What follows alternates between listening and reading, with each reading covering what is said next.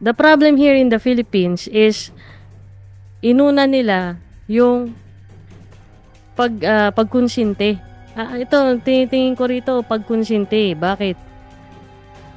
Okay, sabihin na natin, the program may not be perfect, may have some loopholes, may have some isolated cases, pero generally, mas maraming nakinabang dito.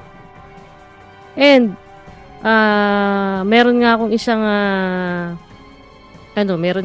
video rito ni former PNP Chief Albayalde na sinasabi niya na sila mismo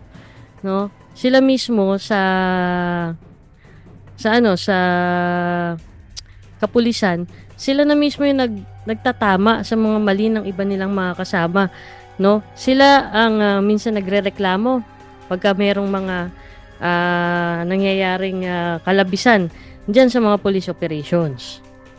Ang problema kasi, dinadamay ng mga kababayan natin itong mga ginawa ng di umano ay vigilante groups. Pero para sa akin kasi, hindi siya vigilante group eh. Baka kasama rin yan dun sa sindikato. Diba? Yung mga sindikato na nag-ooperate. Dahil sa takot nila, halimbawa, sa takot nila na, yun nga, diba? Sa takot nila na maisiwalat sila, maibunyag sila, inuunahan na nila itong mga witness, no? Kasi later on, itong mga surrendery, later on, magiging witness yan eh. Itong mga nagiging surrendery. So, yun. Kaya tinitira na lang nila.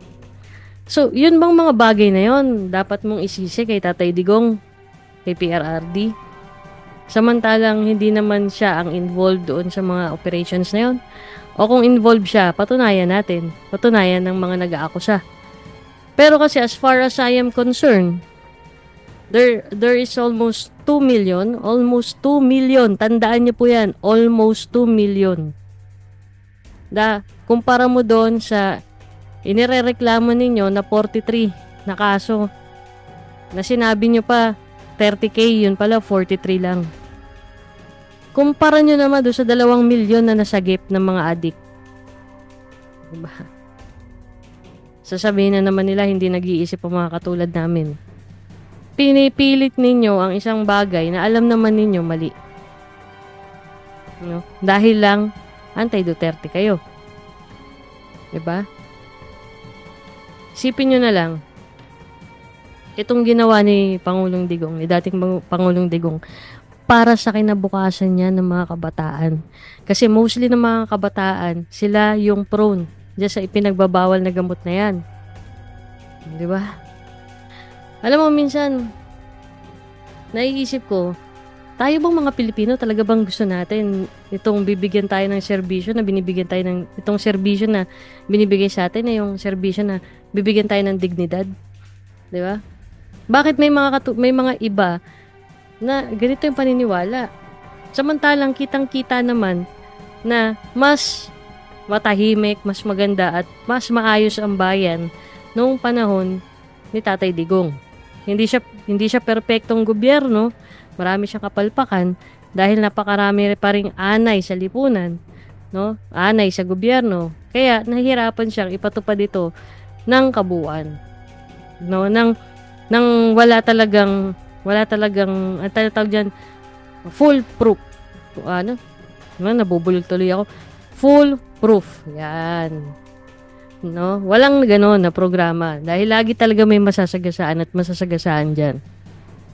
Ang hindi ko lang maintindihan, bakit lagi nilang sinashout yung mga napatay di umano sa war on drugs, kahit na yung iba doon ay hindi naman talaga napatay sa war on drugs. Teka, tingnan ko kung makikita ko yung video ni General Albayalde rito para maipaliwanag natin sa inyo, di ba? Tingnan natin. Baka nandito lang yan. Nakakalungkot lang isipin, di ba, na ganito yung nangyayari sa bansa. Nang dahil lang sa mga tao na ganid sa kapangyarihan, ayan, di ba? Ganun na lagi yung kanilang ginagawa nila ang lahat, mapanatili lang sila sa pwesto. Which is, kung tutusin, napakamali niya. So, ito, nakita ko na. Pakita natin mamaya, no?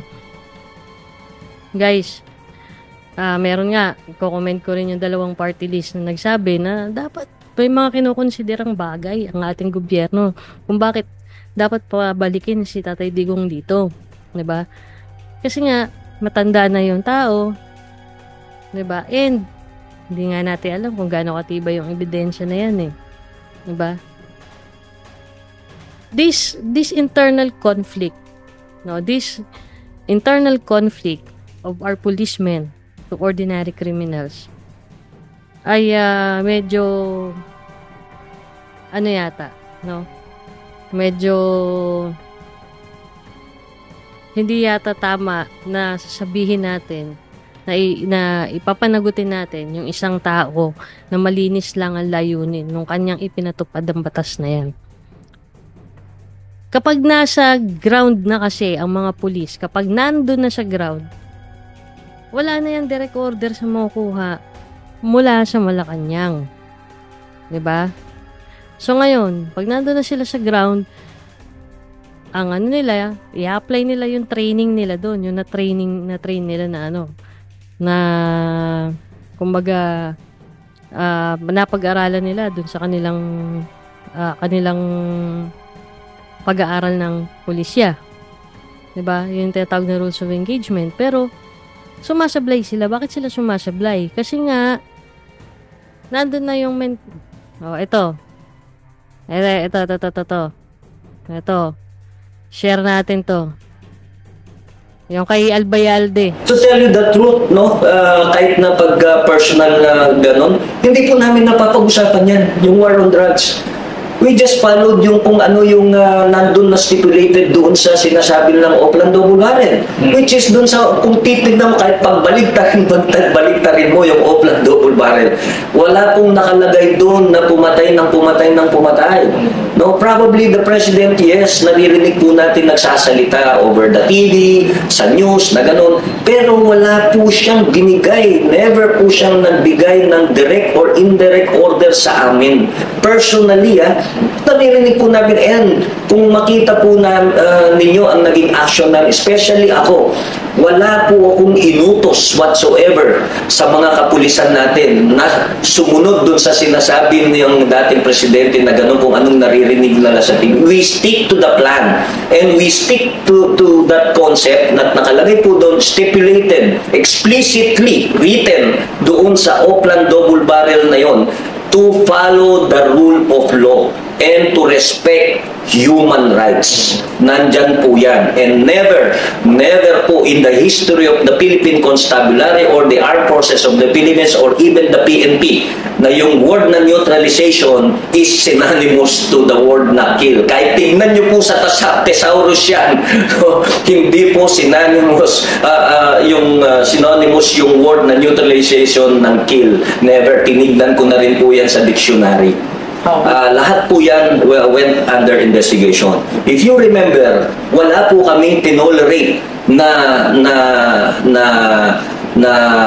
sinasabi nila ng patayan dyan. Let us take to a good example. Palagi po nilang inuulit yung Kian case, no, sa Caloocan. Remember when I was the regional director, dyan po nangyari yan. After the Kian case, ano po bang ginawa ko doon? We filed murder cases sa aming mga involved na pulis doon. And what happened thereafter? Rinilib ko yung lahat ng pulis sa Caloocan, City of Caloocan. Yun po ang ginawa ko noon. Rinitrain ko sila lahat for 45 days. I relieved the whole Caloocan City Police there. More than 1,000 po yun. And we filed criminal cases doon sa mga na-involved doon sa Kian case na yan. Palagi po nila pinapaulit-ulit yan, no? Even sa Quadcom. Pero hindi nila sinabi na yung mga pulis na yon are now languishing in court because they were convicted. No? Tapos sasabihin nila hindi kami fair. No? Kami mismo ang nag-file ng kaso sa kaming mga kapulisan doon. And then, di ba palagi po niya naririnig natin ng dating Pangulo, sabi niya, magpa-convict kayo, sabi niya, di ba? Magpa-convict kayo, sabi niya. Right there and there, sabi niya, after your conviction, I will pardon you. Sabi niya, di ba? Sinabi niya yan. No, I'm pretty sure of that. Nakikita natin po sa TV, no? Although hindi niya sinabi sa amin, pero nakita ko po sa TV yan, narinig ko yan, nakita ko. Pero what happened during the case of yung kay Kian, nung na-convict po yung mga pulis, anong sabi ng ating Pangulo? I will not pardon you in 1,000,000 years. Sabi niya. So what does that mean? Hindi po namin ito tolerate any wrongdoings during that time. No? Hindi lang po yan. Marami po kaming pinailan na kaso even during the early months of the Oplan Double Barrel, the war on drugs, when I was still the RD of NCR. Doon pa lang po, August or September, kung maalala nyo rin, yung namatay na mag-ama doon sa loob ng stasyon ng Pasay City Police Office. No? May namatay doon, sabi nila nanlaban. No? Nanlaban. Pinailan namin ng murder cases yung mga pulis doon. And they were issued warrants of arrest for murder. Ang alam ko po, hindi ko na na-trace, pero ang alam ko, nag-awol yung mga pulis na yun.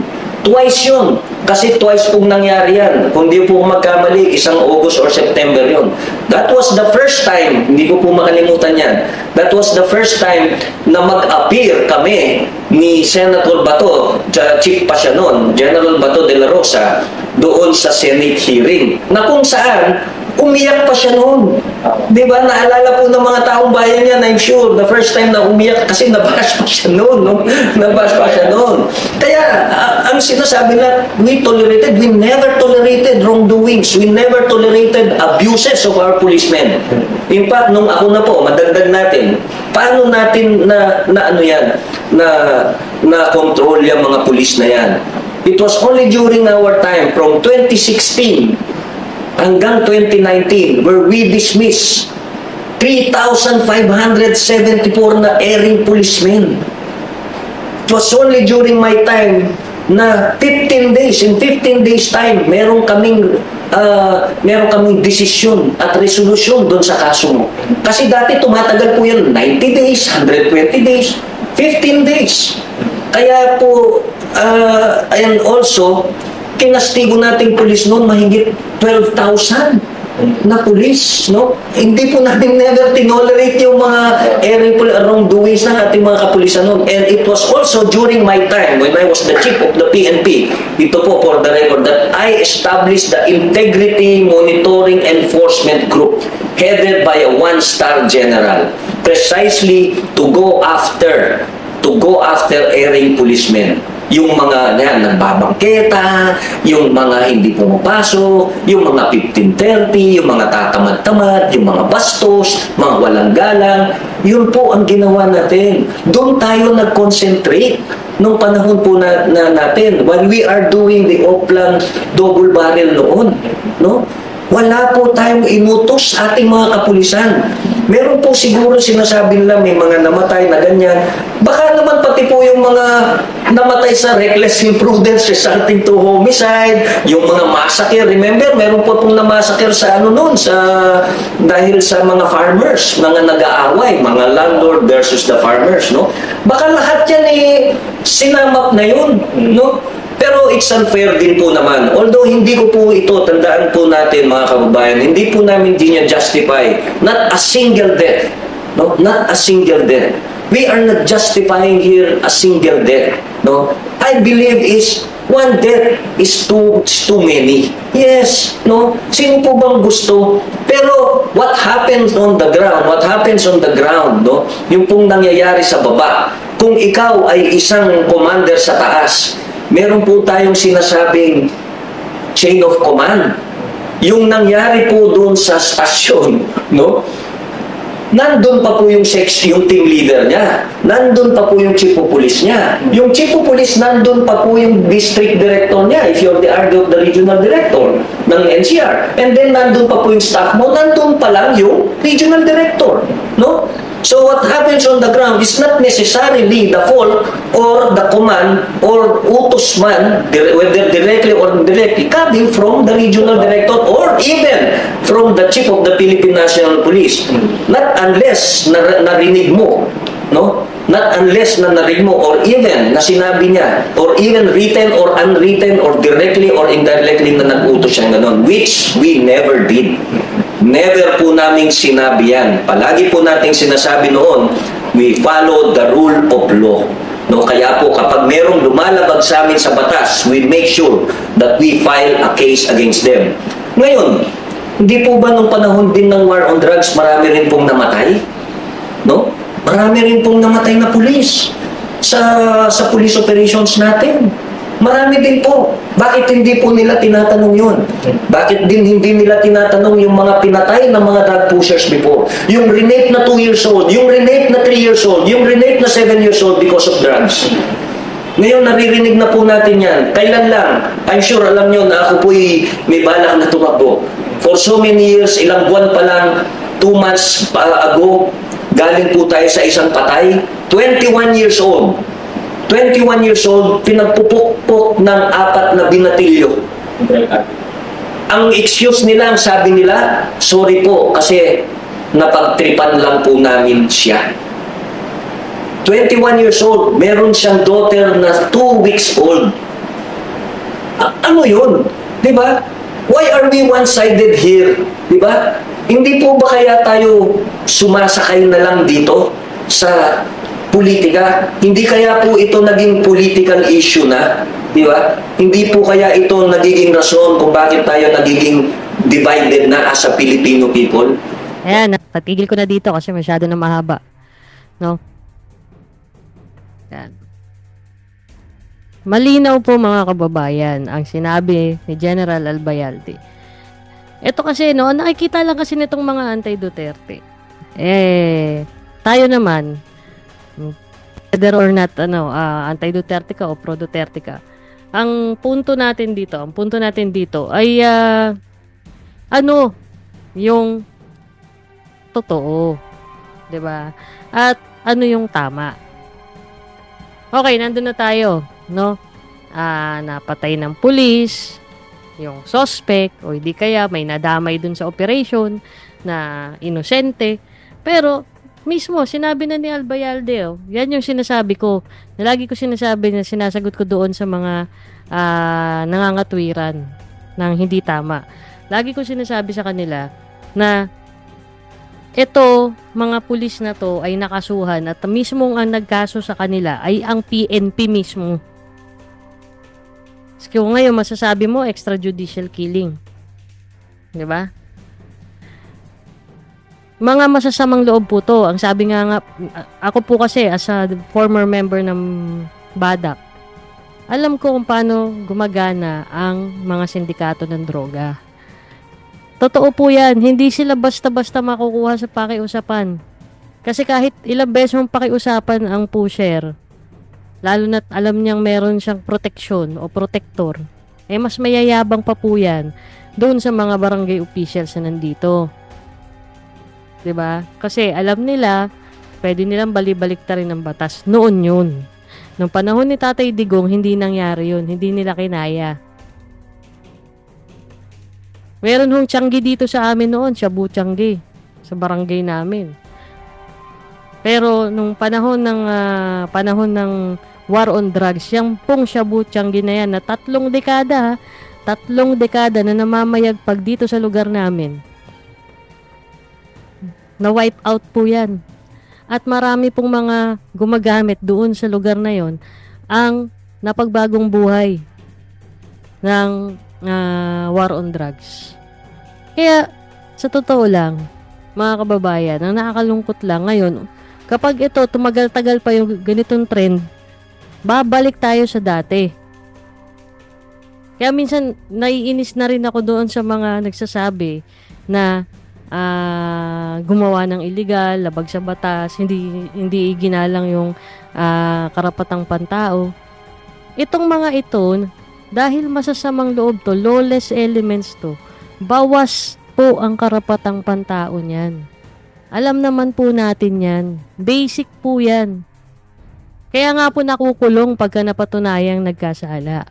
Kaya po yan kinukulong kapag dinidinig pa yung kaso para hindi niya maimpluwensyahan yung mga tao o hindi niya masaktan yung mga magwi-witness. Kung sakali mang guilty siya. Kung hindi naman siya guilty, at least dadaan mo na siya sa trial. Pag napatunayan na pwede naman siyang mababaw yung ebidensya, pwede siyang makalaya. 'Di ba? Umiiral po yung justice system natin dito. Kaya yung sinasabi nilang hindi makakasuhan si Tatay Diggs, talaga pong hindi makakasuhan dito yun. Kasi kung susundin nyo yung batas, nasa revised penal code nga po yan eh. No? Nasa revised penal code po.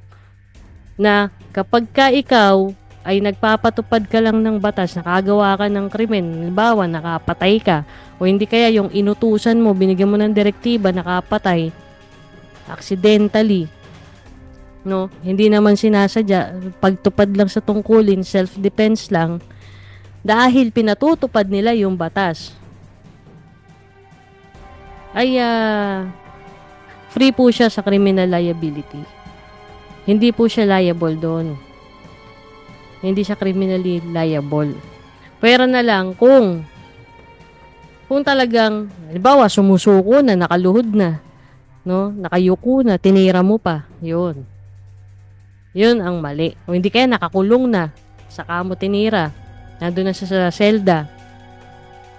Diba? Pero sabi nga ni General Albayalde, na ex-general, sila mismo nagkaso doon sa mga pulis na iskalawag. Ang dami-dami nilang inaksyonan na iskalawag sa mga pulis. Diba? Yan yung sabi niya. Kaya tumino yung kapulisan nung panahon nila eh. Kasi yung mga bulok na kamatis nawawala. O ngayon, balik na naman tong mga bulok na kamatis na to. Diba? Tingnan mo to si General Torre. Diba? Hindi na niya alam ngayon kung paano niya ilulusot yung sarili niya doon sa nangyari. Kasi, itong mahirap sa ating mga kapulisan. No? Minsan kahit ayaw nyo, nagpapagamit pa rin kayo eh. Sa political na interest nitong mga civilian officials natin. Hindi dapat ganun eh. Pag alam nyong labag sa batas, dapat huwag nyo sundin. Kasi tagapagpatupad kayo ng batas eh. O ngayon, paano nyo ngayon sasagutin yan? Diba? Kahit anong propaganda ninyo ngayon, ang mga tao, lalo-lalo na ang karamihan sa atin, mga Pilipino, nakakaintindi po ng English yan. Kaya alam nila kung ano yung sinasabi sa batas. Hindi nyo pwedeng ikut-ikutin yung mga yan. Karamihan sa mga Pilipino. Diba? Ngayon, kung ano-anong pinapalusot ninyo, kesyo ganito, kesyo ganyan, kesyo ganun. Pero, nakakapagtaka lang, dun lang kayo nakatutok sa patay. Kaya ngayon, nagsisimula akong magduda sa inyo eh. Sino ba talaga nasa likod nyo? Gumagana ba ang pera ng mga drug lords sa inyo kaya ang sisipag ninyo sa mga ganyan? Di ba? Okay. Serbisyong may dignidad po ang ating nais. Di ba? Ngayon, paano mo bibigyan ng dignidad ang iyong bayan kung ayaw mong ipatupad ang batas sa tamang paraan? Sabi nila, ay may iba naman paraan eh, bakit kailangan patayin? Hindi nga po nag-order si Tatay Digong na patayin. Sa speech lang po niya yun, official speech, pero walang official directive na pinirmahan, memo, wala po, wala. Kumbaga tinakot lang niya tong mga addict na to at saka mga pusher na to. Pero sa official walang ganun. Wala siyang sinabi, shoot to kill order na yan. Walang ganun. Yun ang pinapaliwanag ni General Albayalde. Tapos yung hina-highlight itong mga hinayupak ng mga anti-Duterte na si Kian. Convicted na pala yung pulis. Ano pa hinahanap ninyo? Bakit? Political na po yan eh. Political na po ang inyong gustong mangyari. Nagpapagamit na po kayo sa mga traditional politicians na kalaban ni Tatay Digong. Kung hindi nyo pa po namamalayan, o kung baka mamaya kung, ewan ko, no? Sabi nga nung isang dito, alam mo, minsan kaduda-duda rin yung mga pamilya. Hindi ako nagbi-victim blaming dito ha. Pero gusto ko lang po nabigyan kayo ng ibang pagtingin. Hindi po porket sinasabi niya na biktima ng extrajudicial killing yung anak ko, ganyan, ganyan, ganyan. Yun na yun. Di ba meron nga tayong nakita na hindi pala siya kasama sa EJK nung panahon ni Digong dahil namatay siya time na o termino na ng panunungkulan ni BBM.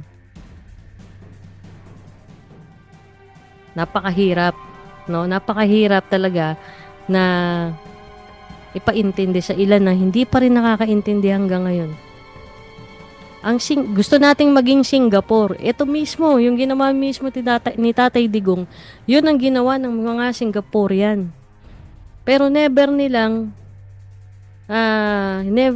binanatan o pinrosecute si Lee Kuan Yew dahil na nagpatupad siya ng mahigpit na batas sa illegal na droga na kung tutuusin, kung kailangan buong pamilya patayin na puro na nagdodroga, patayin na.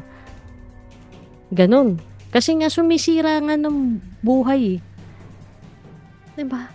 Yung isang pusher, kayang sumira ng buhay ng 1,000 tao. Tapos sasabihin ninyo, may karapatan pa rin naman yan sa due process. Nandun na tayo dinaan naman sa due process Pero kung nanlaban, anong gagawin mo? Kung pinapuputukan ka na bilang pulis, anong gagawin mo? Tatanga? Makikiusap? Para saan pa yung baril ng mga pulis na yan? Diba? Simple lang, mga kababayan. Minsan, nasa sa atin na rin ang problema.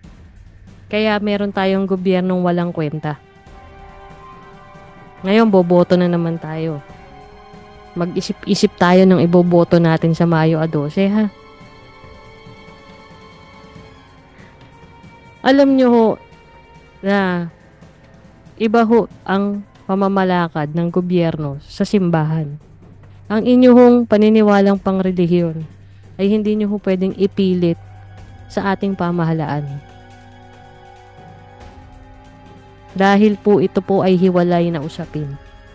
Hiwalay na kapangyarihan na itinakda mismo ng Biblia.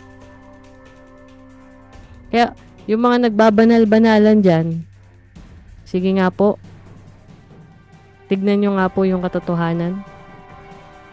Diba? Kaya nga, minsan, nakakalungkot lang din, diba? Sabi ko nga, ang linaw-linaw, ang dami-daming nilabag na batas doon sa pag-aresto. Bakit? Kasi alam nila na alam ni Tatay Diggs kung ano yung batas at hindi siya basta-basta mapapasunod dyan. At isa pa sa nakikita ko, kaya nila yan minadali dahil bukod doon sa may deadline sila sa validity ng warrant, alam nila na pag nagtagal pa si Tatay Diggs doon sa Villamor Air Base ay pwede nang mapuno yun ng mga supporter niya.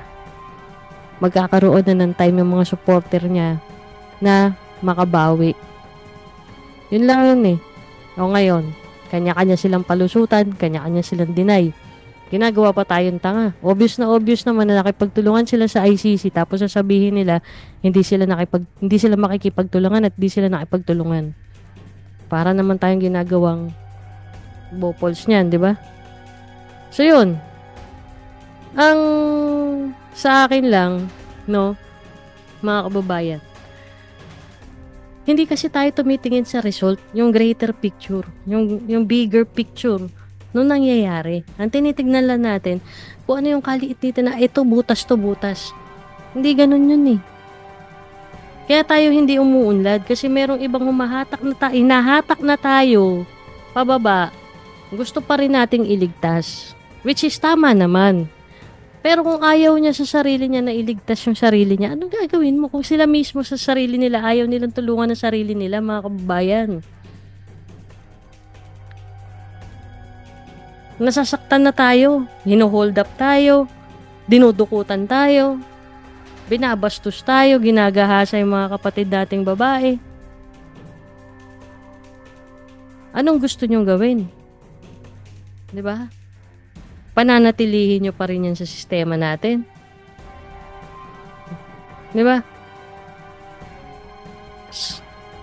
Diyos ko naman, no. Sana naman matauhan tayong lahat. Ako, natutuwa ako kasi yung simbahang Katoliko, hindi na sila 100% anti-Duterte, ha.